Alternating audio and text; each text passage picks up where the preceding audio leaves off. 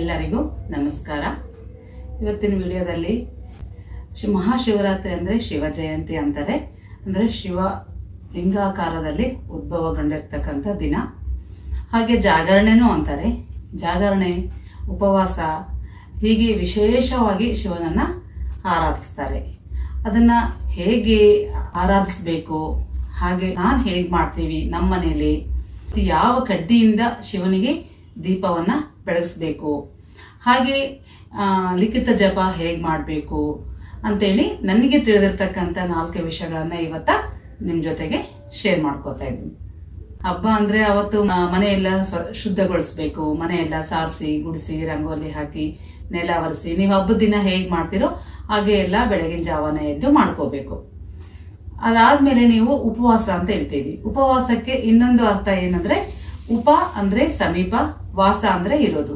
ಅಂದ್ರೆ ಅವತ್ತು ಶಿವನಿಗೆ ಹತ್ತಿರವಾಗಿರೋದು, ಅಂದ್ರೆ ಶಿವನ ಧ್ಯಾಸದಲ್ಲೇ ಇರುವಂತ ದಿನ ಉಪವಾಸ ಅಂತೀವಿ. ಉಪವಾಸ ಅಂದ್ರೆ ಇನ್ನೊಂದು ಊಟ ಮಾಡದೇ ಇರ್ತಕ್ಕಂಥದ್ದು. ಹಿಂದಿನ ಜನರೇಷನ್ ಎಲ್ಲ ನಿರಾಹಾರ ಮಾಡ್ತಾ ಇದ್ರು. ಈಗನು ಬಹಳಷ್ಟು ಜನ ಮಾಡ್ತಾರೆ. ನಿರಾಹಾರ ಅಂದ್ರೆ ನೀರ್ ಸತ್ತೆ ಕುಡ್ಲಾರ್ದಂಥದ್ದು ಆಗ ಮಾಡ್ತಾರೆ. ಇನ್ನು ಕೆಲವರು ಹಾಲು ಹಣ್ಣುಗಳನ್ನ ತಗೊಂಡು ಮಾಡ್ತಾರೆ. ಆ ರೀತಿ ನಿಮ್ಗೆ ಯಾವ್ದು ರೀತಿ ಅನುಕೂಲ ಆದ್ರೆ ಆ ರೀತಿ ಉಪವಾಸನ ಮಾಡಬೇಕು. ಬೆಳಗಿನ ಜಾವ ನೀವು ಎದ್ದಿರ್ತಿರಲ್ಲ, ಎದ್ದಾದ್ಮೇಲೆ ಸ್ನಾನ ಮಾಡಿದ್ಮೇಲೆ, ಇದು ರಾತ್ರಿ ಹಬ್ಬ ಅಲ್ಲ, ಹಾಗಾಗಿ ನಿಮ್ಗೆ ಕೆಲವರಿಗೆ ಸಾಯಂಕಾಲ ಮಾಡಕ್ಕೆ ಅನುಕೂಲ ಇರೋದಿಲ್ಲ. ಅಂತವ್ರು ಬೆಳಗ್ಗೆನೆ ಶಿವನಿಗೆ ಅಭಿಷೇಕ ಮಾಡ್ಬೋದು. ಶಿವ ಅಭಿಷೇಕ ಪ್ರಿಯ. ನಮ್ ಶಿವ ಬೋಳ ಶಂಕರ ಅಂತಾನು ಹೆಸರಲ್ಲೇ ಕರಿತೀವಿ ಅದಕ್ಕೆ. ಅಂದ್ರೆ ನೀವು ಇದು ಆಡಂಬರದ ಪೂಜೆ ಅಲ್ಲ, ಶಿವನಿಗೆ ಮನಸ್ಸು ಭಕ್ತಿಯಿಂದ ಮಾಡುವಂಥದ್ದು ಶಿವನ ಪೂಜೆ. ಅದಕ್ಕೆ ಏನೂ ಬೇಡ, ನೀವು ಬರೇ ಒಂದು ನೀರಿನಿಂದ ಅಭಿಷೇಕ ಮಾಡಿದ್ರು ಆತ ತೃಪ್ತಿಗೊಳ್ತಾನೆ. ಹಾಗಾಗಿ ನೀವು ಬೆಳಗ್ಗೆ ಪಂಚಾಮೃತ ಅಭಿಷೇಕ ಮಾಡಕ್ಕಾದ್ರೆ ಪಂಚಾಮೃತ ತಗೊಳ್ಳಿ. ಅಂದ್ರೆ ಹಾಲು, ಮೊಸರು, ತುಪ್ಪ, ಸಕ್ರಿ, ಜೇನುತುಪ್ಪ 5 ಹಾಕಿ ಪಂಚಾಮೃತ ಅಭಿಷೇಕ ಮಾಡ್ಬೋದು. ಇಲ್ಲ ಅಂತಂದ್ರೆ ಬರೇ ಹಾಲಿನ ಅಭಿಷೇಕ ಮಾಡ್ಬೋದು. ಇಲ್ಲ ಅಂದ್ರೆ ಎಳೆನೀರು ಸಿಗ್ತಾವಲ್ಲ, ಎಳೆನೀರಿನಿಂದನೂ ಶಿವನಿಗೆ ಅಭಿಷೇಕ ಮಾಡಬಹುದು. ಇಲ್ಲ ಅಂತಂದ್ರೆ ಕಬ್ಬಿನ ಹಾಲು ಸಿಗ್ತಾವಲ್ಲ, ಕಬ್ಬಿನ ಹಾಲಿಂದನೂ ಶಿವನಿಗೆ ಅಭಿಷೇಕ ಮಾಡ್ತಾರೆ. ಇನ್ನ ಕೆಲವು ಕಡೆ ಆದ್ರೆ ವಿಭೂತಿಯಿಂದ ಅಭಿಷೇಕ ಮಾಡ್ತಾರೆ. ಜಲಾಭಿಷೇಕ, ಪಂಚಾಭಿಷೇಕ ಇದು ನಮ್ ಕಡೆ ಹೆಚ್ಚಿಗಾಗಿ ಮಾಡ್ತೀವಿ. ಬೆಳಗ್ಗೆ ಆ ರೀತಿ ಮಾಡ್ಕೊಳ್ಳಿ. ನಿಮಗೆ ಬೆಳಗ್ಗೆ ಆಗಿಲ್ಲ ಅಂದ್ರೆ ಸಾಯಂಕಾಲ ಆದ್ರೂ ಅಭಿಷೇಕ ಮಾಡ್ಕೋಬಹುದು. ಮಾಡ್ಕೊಂಡು ನಿರಾಹಾರ ಇರ್ತೀವಲ್ಲ, ಕೆಲವರು ನಿರಾಹಾರ ಇರೋರು ನೀರ್ ಸಹಿತ ತಗೊಳ್ಳೋದಿಲ್ಲ. ಸಾಯಂಕಾಲ ನಿರಾಹಾರವನ್ನ ಬಿಡ್ತಾರೆ. ಅಂದ್ರೆ ನೀವು ಫಸ್ಟಿಗೆ ಡೈರೆಕ್ಟ್ ನೀರು ಕುಡಿಯೋದಕ್ಕಿಂತ ಕಲ್ಸಕ್ಕರೆ ಹಾಕೊಂಡು ಸ್ವಲ್ಪ ಕಲ್ಸ್ಕೊಂಡು, ಅಥವಾ ಜೇನುತುಪ್ಪ ಹಾಕೊಂಡು ಸ್ವಲ್ಪ ಕಲ್ಸ್ಕೊಂಡು ನೀರು ಕುಡಿಬೇಕು. ಯಾಕಂದ್ರೆ ಬೆಳಗ್ಗೆಯಿಂದ ಏನು ತಿಂದಿರಲ್ಲ, ಡೈರೆಕ್ಟ್ ಆಗಿ ಒಮ್ಮೆಲೆ ನೀರು ಕುಡಿಬಾರ್ದು. ಈ ರೀತಿ ಮಾಡ್ಕೋಬೇಕು. ಸಾಯಂಕಾಲ ಶಿವಾಲಯಕ್ಕೆ ಹೋಗಿ ದರ್ಶನ ಪಡಿಬೇಕು. ನಿಮ್ಗೆ ಉಪವಾಸ ಇರಕ್ಕಾದ್ರೆ ಇರ್ರಿ. ಇಲ್ಲ BP ಶುಗರ್ ಇರೋರು ಹಾಲು ಹಣ್ಣು ಆ ತರದನ್ನ ತಗೋಬಹುದು. ಕೆಲವರು 12 ಗಂಟೆ ಮೇಲೆನೂ ತೀರ್ಥ ಪ್ರಸಾದ ತಗೋತಾರ ಅಂತ ಹೇಳಿದೆ.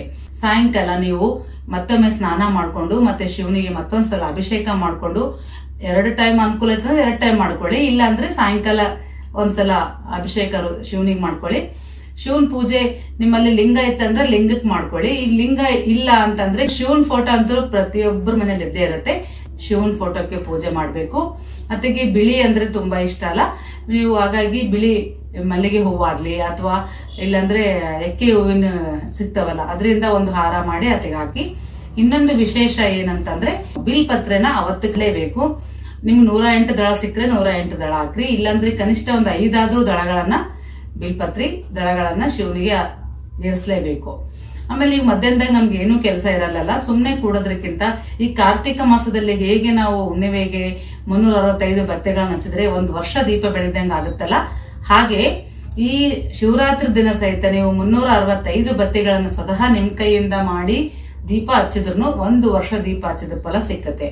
ಇಲ್ಲ ನಮಗೆ ಮಾಡಕ್ಕೆ ಅಷ್ಟು ಟೈಮ್ ಇಲ್ಲ ಅನ್ನೋದಾದ್ರೆ 365 ಬತ್ತಿ ರೆಡಿಮೇಡ್ ಸಿಗ್ತಾ ಇದೆ ಈಗ. ಅದನ್ನು ತುಪ್ಪದಲ್ಲಿ ನೆನೆಸಿ ಶಿವನ್ ದೇವಾಲಯಲ್ಲಿ ಅಥವಾ ನೀವು ಮನೆಯಲ್ಲಿ ಶಿವನ್ ಪೂಜೆ ಮಾಡಿರ್ತೀರಲ್ಲ ಅಲ್ಲೇ ಆಗ್ಲಿ 365 ಬತ್ತಿಗಳನ್ನ ಹಚ್ಬೇಕು.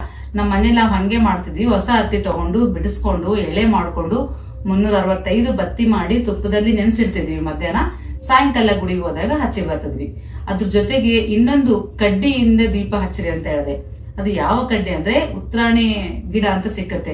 ರೋಡ್ ಸೈಡ್ ಅಲ್ಲೆಲ್ಲ ಬಹಳ ಬೆಳಿತದ ಅದು. ಈ ಕಡ್ಡಿಗಳನ್ನ ಅಂದ್ರೆ ಇದಕ್ಕೆಲ್ಲ ಮುಳ್ಳಿರ್ತಾವ, ಎಲೆಗಳನ್ನ ತೆಗೆದು ಆ ಮುಳ್ಳನ್ನೆಲ್ಲ ತೆಗೆದು ಇಷ್ಟಿಷ್ಟುದ್ದ ಕಡ್ಡಿ ಮಾಡ್ಕೊಂಡು ಹೇಗೂ ಬತ್ತಿ ಮಾಡ್ತಾ ಇರ್ತೀರಲ್ಲ, ಹತ್ತಿ ಇರುತ್ತೆ, ಆ ಹತ್ತಿನ ಮುಂದೆ ಸುತ್ಕೊಳ್ಳಿ.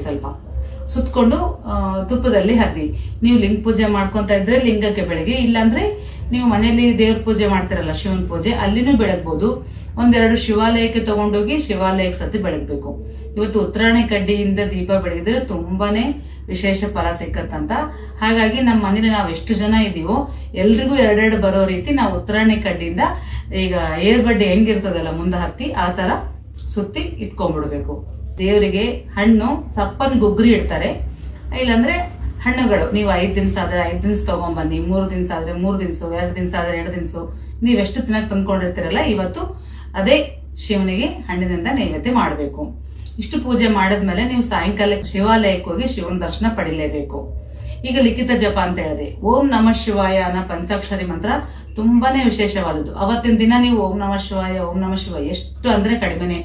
ಈಗ ನಾವ್ ಎಷ್ಟು ಅನ್ಬೇಕಂದ್ರೂ ನಾವೀಗ ಹೆಂಗಿದೀವಿ ಅಂದ್ರೆ ಕ್ಷಣದಲ್ಲೇ ಮರ್ತು ಬಿಡ್ತೀವಿ. ಹಂಗಾಗಿ ನೀವು ಲಿಖಿತ ಜಪ ಅಂತೇಳಿ ಒಂದು ನೋಟ್ಬುಕ್ ತಗೊಳ್ಳಿ. ನಿಮಗೆ 108 ಸಾಲಿ ಅಥವಾ 365 ಡೈಲಿ ಒಂದ್ಸಲ ಬರದಂಗ ಅಂತೇಳಿ ಶಿವನಿಗೆ ಲಿಖಿತ ಜಪ ಓಂ ನಮಃ ಶಿವಾಯ ಓಂ ನಮಃ ಶಿವಾಯ ಅಂತ ನೀವು ಹಾಕೊಳ್ಳಿ. ನಿಮ್ಗೆ ಎಷ್ಟು ಸಾಧ್ಯ ಆಗುತ್ತೋ ಅಷ್ಟು ಓಂ ನಮಃ ಶಿವಾಯನ್ನು ಬರಿಬೇಕು. ಜಾಗರಣೆ ಅಂತ ಹೇಳ್ತೀವಿ. ಜಾಗರಣೆ ಅಂದ್ರೇನು? ನಿದ್ದೆ ಮಾಡದೆ ಶಿವನನ್ನ ನೆನಪು ಮಾಡ್ಕೊಂತಿರೋದೇ ಜಾಗರಣೆ. ನಿಮ್ಗೆ ಜಾಗರಣೆ ಪೂರ ಎದ್ದರಕ್ ಆಗಲ್ಲ, ನೆಕ್ಸ್ಟ್ ಡೇ ಮಾರ್ನಿಂಗ್ ತನ ಎದ್ದರಕ್ ಆಗಲ್ಲ ಅಂದ್ರೆ ಉದ್ಭವ ಆಗಿರೋದು 12 ಗಂಟೆ ಮೇಲೆ ಅಂತ ಶಿವ. ಹಾಗಾಗಿ ನೀವು 1 ಗಂಟೆ ತನ ಎಚ್ಚರವಾಗಿದ್ದು ಶಿವನ್ ನೆನಪಲ್ಲಿದ್ದು ಲಿಖಿತ ಜಪ ಬರ್ಕೊಂತ ಶಿವಂ ನಮಃ ಶಿವಾಯ ಅನ್ಕೊಂತ ನಿಮ್ಗೆ ಎಷ್ಟೊತ್ತು ಎದ್ದರಕ್ಕಾಗತ್ತ? ಮಿನಿಮಮ್ ಅಂದ್ರೆ 12ರಿಂದ 1 ತನ ಎದ್ದು ಶಿವಂದೆಲ್ಲ ನಾಮಸ್ಮರಣೆ ಮಾಡ್ಕೊಂಡು ಆಮೇಲೆ ನೀವು ಮಲಗಿದ್ರು ನಡೀತದಂತ ನಮ್ಮ ಅಜ್ಜಿ ನಮ್ಗೆ ಹೇಳ್ತಾ ಇದ್ರು.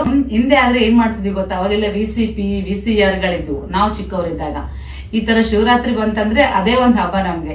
ಭಕ್ತ ಸಿರಿಯಾಳ, ಭಕ್ತ ಮಾರ್ಕಂಡಯ್ಯ, ಈ ತರ ಶಿವನು ಕ್ಯಾಸೆಟ್ ಗಳನ್ನ ತಂದು VCR VCP ಅಲ್ಲಿ ಹಾಕೊಂಡು ನೋಡ್ತಾ ಇದ್ವಿ. ಆಗಾನು ಜಾಗರಣೆ ಮಾಡ್ತಾ ಇದ್ವಿ. ಹೇಗಾದ್ರೂ ಒಟ್ಟ ಶಿವನ್ ನಾಮದಲ್ಲಿ ಆತನ ನಾಮ ಜಪ ಮಾಡ್ಕೊಂತ ಆತನ ನೆನೆಸ್ತಾ ಈ ಜಾಗರಣೆ ಮಾಡ್ಬೇಕು. ನಿಮ್ ಇರಾಕಾದ್ರೆ ಇರಾಕಾಗ್ರಿ, ಇಲ್ಲಾಂದ್ರೆ ಹಾಲು ಹಣ್ಣು ತಗೋಬಹುದು. 12 ಗಂಟೆ ತನ ಇರಾಕಾದ್ರೆ ಮಧ್ಯಾಹ್ನ 12 ಗಂಟೆ ತನ ಇರ್ರಿ. ಯಾಕಂದ್ರೆ ಅವತ್ತು ಅಲ್ಲಿ 12 ಗಂಟೆಗೆ ಶ್ರೀಶೈಲಲ್ಲಿ ಪೂಜೆ ಮುಗಿಯುತ್ತೆ. ಇಲ್ಲ ನಿಮ್ಗೆ 4 ಗಂಟೆವರೆಗೂ ಇರಾಕಾದ್ರೆ 4 ಗಂಟೆವರೆಗೂ ಇರಿ. 4 ಗಂಟೆ ಮೇಲೆ ನೀವು ಈ ತರ ಕಲ್ಸಕ್ಕರೆ ನೀರು, ಜೇನುತುಪ್ಪದ ನೀರು ತಗೊಂಡು ಹಾಲು ಹಣ್ಣುಗಳನ್ನ ತಗೋಬಹುದು.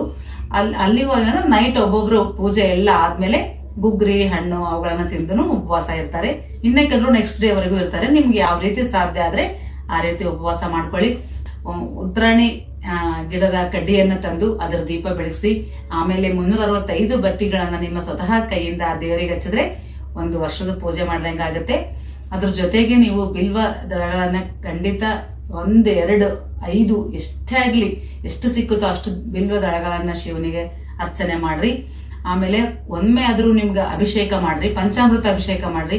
ಅದು ಆಗಿಲ್ಲ ಅಂದ್ರೆ ಜಲಾಭಿಷೇಕ ಆದ್ರೂ ಮಾಡಿ, ಎಳೆನೀರಾದ್ರಿಂದಾಗೂ ಮಾಡ್ರಿ. ನಿಮ್ಗೆ ಯಾವ್ದು ಸಿಕ್ಕುತ್ತೆ ಅದರಿಂದ. ಅಥವಾ ಅಭಿಷೇಕ ಪ್ರಿಯ ಅಲ್ಲ, ಅದಕ್ಕಾಗಿ ಇಷ್ಟು ಅಭಿಷೇಕ ಮಾಡ್ಕೊಂಡು ಒಮ್ಮೆ ಶಿವಾಲಯ ದರ್ಶನ ಮಾಡ್ಕೊಂಡು ಬಂದ್ರೆ ನಮ್ ಜೀವನ ಪಾವನವಾಗುತ್ತೆ ಅಂತ ಹೇಳ್ತಾ ಈ ವಿಡಿಯೋ ಮುಗಿಸ್ತಾ ಇದ್ದೀನಿ.